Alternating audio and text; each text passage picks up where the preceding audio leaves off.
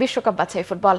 দক্ষিণ আমেরিকার বিশ্বকাপ বাছাই পর্বে পেরুর বিপক্ষের ম্যাচের আগে জোড়া ধাক্কা খেয়েছে আর্জেন্টিনা। চোটের কারণে ছিটকে গেছেন দুই ডিফেন্ডার ক্রিস্টিয়ানো রোমেরো ও নাহুয়েল মলিনা।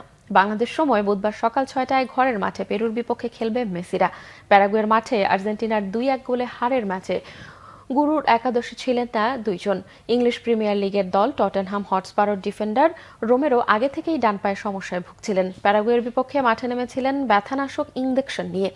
এই ম্যাচে তার পায়ের অবস্থার আরও অবনতি ঘটলে প্রথমার্ধের পর তাকে আর মাঠে নামাননি কোচ লিওনেল স্কালোনি। রোমেরোর ব্যাপারে দেশটির সংবাদ মাধ্যম টিওআইসি স্পোর্টস জানিয়েছে তাকে দল থেকে ছেড়ে দেওয়া হয়েছে এবং ইংল্যান্ডের পথে উড়াল দিয়েছেন 26 বছরের এই ডিফেন্ডার। সমবয়সী মলিনা ভুগছেন পেশির সমস্যায়। অ্যাটলেটিকো মাদ্রিদের এই ডিফেন্ডারকে প্যারাগুয়ের বিপক্ষের ম্যাচে 78 মিনিটেই তুলে নেওয়া হয়। মলিনাকে পেরুর বিপক্ষে না পাওয়ার কথা সামাজিক যোগাযোগ মাধ্যমে নিশ্চিত করেছে বিশ্ব চ্যাম্পিয়ন আর্জেন্টিনা।